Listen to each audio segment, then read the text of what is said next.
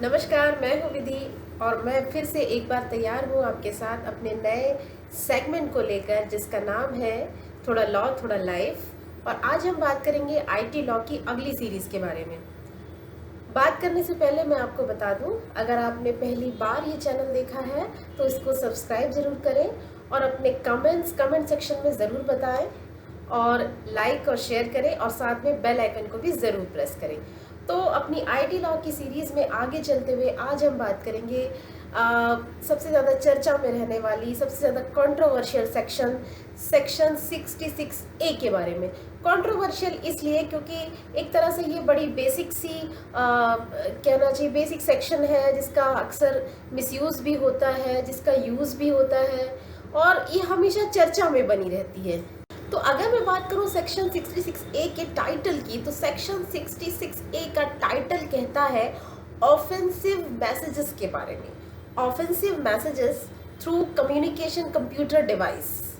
तो ये section basically कहती है कि अगर कोई पर्सन किसी कंप्यूटर डिवाइस से या किसी कम्युनिकेशन सर्विस से जो आपके पास नॉर्मली होते हैं, कंप्यूटर डिवाइस से इसका मतलब है, देखिए दो चीज़ें इसमें दी हुई है, computer device and communication service. ये दो अलग अलग चीज़ें हैं।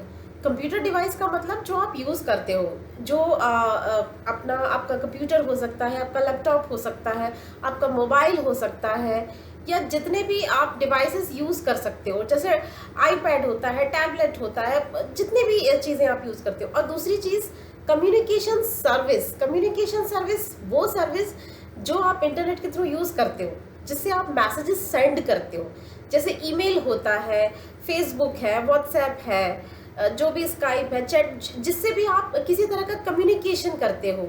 ये कम्युनिकेशन की सर्विसेज जो आपको प्रोवाइड कर रहा है, किसी भी तरह का कम्युनिकेशन जो आप करते हो, वो उनके थ्रू अगर किसी तरह का ऑफेंसिव मैसेज सेंड होता है, किसी तरह का ऑफेंसिव मैसेज है, कोई इन्फॉर्मेशन है जो आप जानते हैं कि वो फॉल्स है, लेकिन फिर भी आप कोई अनॉयंस फैलाने के लिए, कोई वॉयलेंस क्रिएट करने के लिए, कोई हेट्रेड क्रिएट करने के लिए, जो आजकल आप देखते हैं बहुत ज़्यादा होता है फेसबुक में, मैसेजेस में, किसी तरह की इस तरह का चीज़ें क्रिएट करने के लिए अगर भेजी जाती हैं, अगर वो किसी हेट्रेड के लिए है, किसी को इंजरी करने के लिए, किसी का डिफेमेशन करने के लिए है, किसी भी तरह का अनॉयंस, कोई ऑब्स्ट्रक्शन पैदा करने के लिए, तो इट विल ऑफेंस। और इस ऑफेंस के लिए आपको अरेस्ट किया जा सकता है, 3 इयर्स का इम्प्रिजनमेंट है।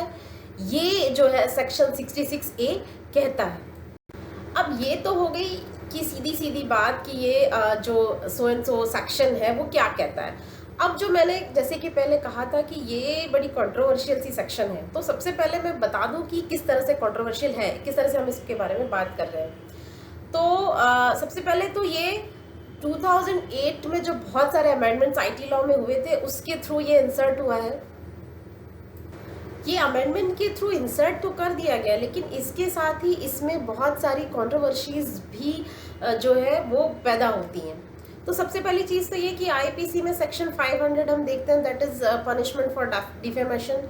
तो ये भी एक पहला क्वेश्चन तो ये भी था कि जब हमारे पास आईपीसी में ऑलरेडी डिफेमेटरी किसी तरह के स्टेटमेंट के लिए अगर हमारे पास है पहले से कुछ, तो हम ऐसे डबल पनिशमेंट कैसे दे रहे हैं। दूसरी चीज़ जो कॉन्स्टिट्यूशन हमें देता है आर्टिकल 19(1)(a) में, right to speech and expression, वो कहीं ना कहीं वायलेट हो रहा है। ये एक दूसरा क्वेश्चन अराइज हुआ था और इस पे नंबर ऑफ पेटिशंस जो है वो फाइल होने लगी।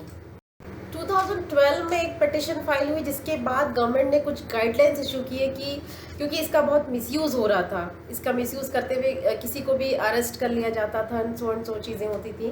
तो सबसे पहली गवर्नमेंट ने गाइडलाइंस कुछ इशू किए कि भाई डेप्यूटी कमिश्नर से अप्रूवल होगा, आफ्टर दैट इस तरह का अरेस्ट होगा, और कुछ एक इसमें रूल्स एंड रेगुलेशंस जो है वो डिसाइड कर दिए गए।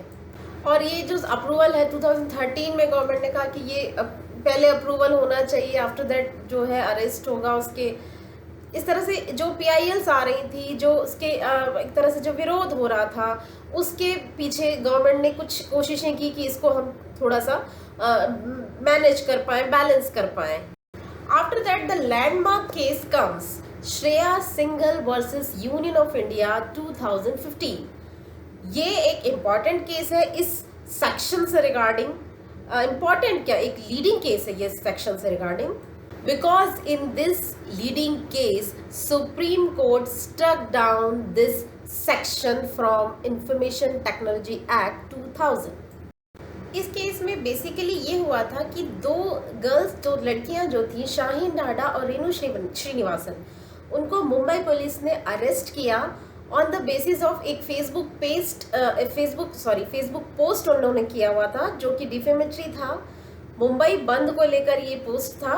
शिवसेना जो चीफ थे बाला साहेब ठाकरे, उनकी डेथ के टाइम पे जो मुंबई बंद हुआ था उसको लेकर उन्होंने एक तरह का कंट्रोवर्शियल फेसबुक पोस्ट किया था। तो after that they were arrested. तो इसके बाद जो पिटिशंस फाइल हुई हैं और उसके बाद सुप्रीम कोर्ट का ये जजमेंट आया कि it is violative of article 19(1)(a) जो हमारे right to speech and expression जो है उसको अफेक्ट करता है। And supreme court just struck down this section. Basically supreme court ने अपने जजमेंट में कहा है कि ये सेक्शन जो है ये अनकॉन्स्टिट्यूशनल है।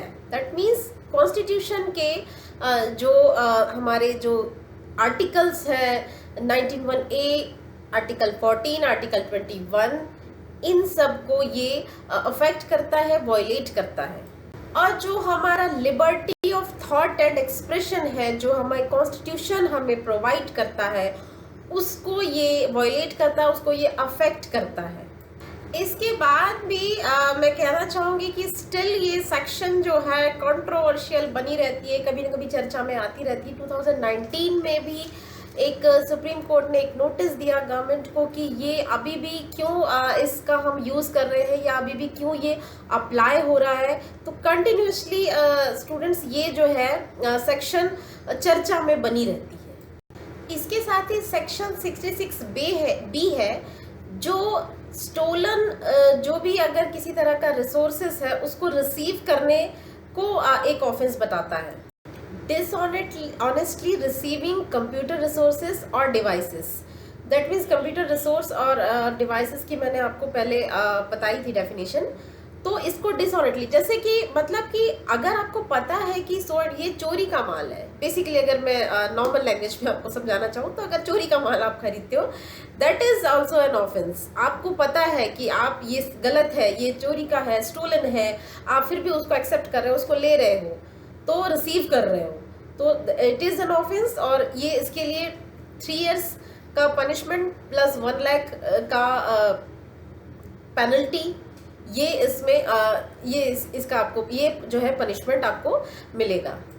66C बात करता है आइडेंटिटी थेफ्ट का। आइडेंटिटी थेफ्ट का मतलब है कि जो जैसे हमने इलेक्ट्रॉनिक सिग्नेचर्स, डिजिटल सिग्नेचर्स की बात की, अब अगर कोई पर्सन किसी और पर्सन की आइडेंटिटी, उसकी इलेक्ट्रॉनिक सिग्नेचर को यूज़ करता है, जैसे कि अगर मैं ऑफलाइन में बात करूं तो जैसे आप किसी की जाली सिग्नेचर करते हैं, ये अगर आप उस इलेक्ट्रॉनिक फॉर्म में कर रहे हैं that is also an offence. ये इस IT एक्ट के में एक ऑफेंस होगा और ये भी punishment 3 years punishment plus penalty से ये जो हैगा ये ऑफेंस होगा। 66D बात करता है चीटिंग बाय पर्सोनेशन के बारे में। चीटिंग बाय पर्सोनेशन का मतलब इसको कि आप हिंदी में प्रतिरूपण कहते हैं। दैट मीन्स कई बार लोग अपनी गलत पहचान बता करके जो किसी को भी लूटते हैं, इस तरह की जो चीज़ें करते हैं, ये सब चीज़ें आप IPC में भी आपने देखी होंगी। ये सारे जो ऑफेंसेस होते हैं, अब वही सारे ऑफेंसेस आप यहाँ पर देख सकते हैं। ये इलेक्ट्रॉनिक डिवाइसेस का यूज़ करते हुए, कंप्यूटर डिवाइसेस का यूज़ करते हुए वो अगर कोई करता है तो ये भी एक ऑफेंस होगा। 66E बात करता है वॉयलेशन ऑफ प्राइवेसी के बारे में। वॉयलेशन ऑफ प्राइवेसी का मतलब है कि अगर कंप्यूटर डिवाइस, कंप्यूटर जो भी रिसोर्सेज हैं आपके पास, उनका यूज़ करते हुए अगर किसी की कोई प्राइवेसी को अफेक्ट करता है। प्राइवेसी को अफेक्ट करने का मतलब है कि आपने देखा होगा लोग कई बार किसी के कुछ गलत पिक्चर्स यूज़ करते हैं, गलत वीडियोस बनाते हैं, गलत कुछ इस तरह का जो भी ऑब्जेक्शनेबल कंटेंट होता है किसी पर्सन के बारे में, किसी चीज़ के बारे में, तो वो ऑब्जेक्शनल कंटेंट जो है वो आता है प्राइवेसी को अफेक्ट करना, तो it is also an offence. अब 66F बात करता है साइबर टेररिज्म के बारे में। साइबर टेररिज्म क्या होता है? साइबर टेररिज्म ये है कि इसी तरह से कंप्यूटर डिवाइसेस और कंप्यूटर रिसोर्सेज का यूज करते हुए इस तरह के मैसेजेस, इस तरह के वीडियोस, इस तरह के कंटेंट को शो करना है, कंटेंट को शेयर करना जो हमारे देश के, इंडिया के खिलाफ है, या इससे किसी तरह का कोई कम्युनिज्म पैदा हो सकता है, कोई हेट्रेड पैदा हो सकती है, कोई प्रॉब्लम क्रिएट हो सकती है, या वो ऐसा लग रहा है कि वो कंट्री के अगेंस्ट कुछ काम कर रहे हैं। तो दैट ऑल ये सारी जो चीज़ें हैं ये जो होती है साइबर टेररिज्म होती है। इसके बाद सेक्शन 67 जो ABC सबसेक्शन के साथ है, ये बेसिकली बात करता है ऑब्सीन मटेरियल के बारे में। ऑब्सीन मटेरियल्स दैट मीन्स किसी भी तरह का ऑब्जेक्शनेबल कंटेंट उसको पब्लिश या ट्रांसमिट करना जो ऑब्सीन है, जो नॉर्मली जिसको यूज नहीं किया जाना चाहिए, जिसको देखा नहीं जाना चाहिए, ऑब्सीन है, इस तरह के जो कंटेंट है उसको पब्लिश करना, उसको ट्रांसमिट करना, it is also an offence and which is punishable with imprisonment and penalty. Section 68 controller को पावर देता है, सर्टिफाइंग अथॉरिटी को, वो इस एक्ट के रिगार्डिंग, इस एक्ट से रिलेटेड जो भी डायरेक्शंस है वो इशू करने का पावर वो उसको देता है। तो ये था हमारा आज का वीडियो। आगे हम इस वीडियो में और भी अपनी IT लॉ की सीरीज़ को आगे बढ़ाते जाएंगे और इससे जुड़े हुए कंटेंट आपसे शेयर करते रहेंगे। तब तक के लिए आप हमसे जुड़े रहिए, लाइक करिए, शेयर करिए, सब्सक्राइब करिए और बेल आइकन को भी ज़रूर प्रेस करिए। और हाँ, अपने सुझाव और कमेंट्स जो है हमें कमेंट सेक्शन में ज़रूर बताएं।